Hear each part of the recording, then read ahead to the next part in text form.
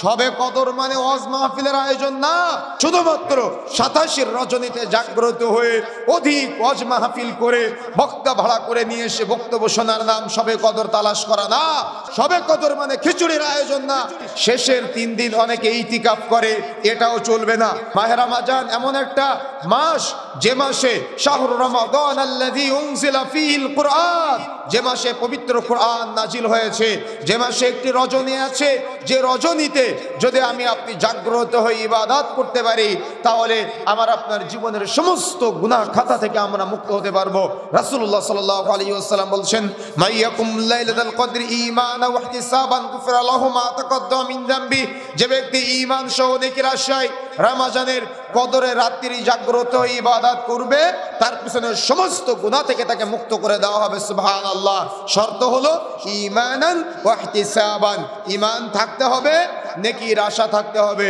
যদি ঈমান থাকে, নেকির আশা থাকে, আর আমরা যদি কদরের রাত্রি তালাশ করার জন্য ইবাদত করি, তাহলে সেটা যদি আমরা পেয়ে যাই, পিছনে সমস্ত গুনাহ থেকে আমাদের মুক্ত করে দেওয়া হবে। সুবহানাল্লাহ। আমরা রাসূলের হাদিসের অপব্যাখ্যা করি। সমাজে প্রচলিত আছে 27 রমজানের দিন আমাদের সমাজে কি করা হয়, খিচুড়ি পাকানো হয়, বিরিয়ানি রান্না করা হয়, ওয়াজ মাহফিলের আয়োজন করা হয়। শবে কদর মানে ওয়াজ মাহফিলের আয়োজন না, শবে কদর মানে খিচুড়ির আয়োজন না। মনে রাখার চেষ্টা করবেন, শবে কদর মানে রাত জেগে বক্তব্য দেওয়ার রাত না। শবে কদর মানে হলো এটা আমলের রাত।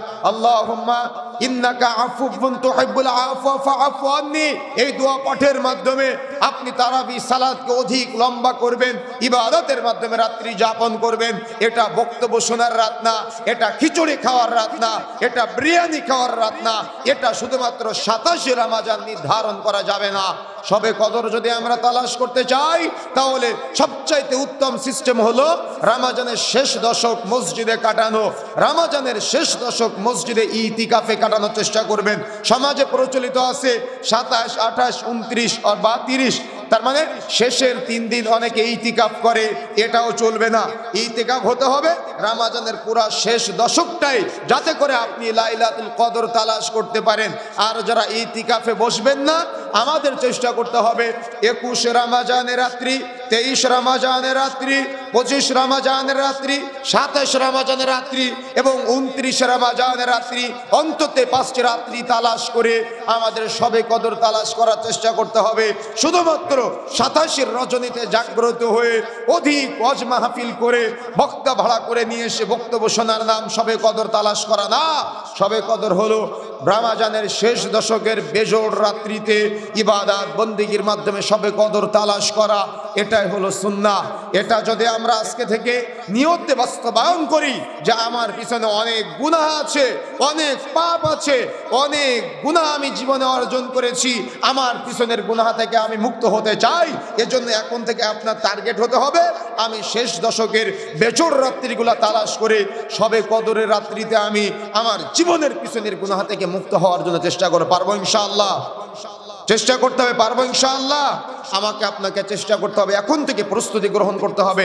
আর ইমাম সাহেবদের এই ফজিলতের আমলগুলা বেশি বেশি মানুষকে জানাতে হবে। যত আমরা জানাতে পারবো, তত মানুষ সুন্নাতের প্রতি আকৃষ্ট হবে। আমাদের সমাজে দেখা যাচ্ছে 87 রজনের দিন মসজিদের মধ্যে সবাই জেগে জেগে ইবাদত করে, অন্য 4 দিন আর খুঁজে পাওয়া যায় না।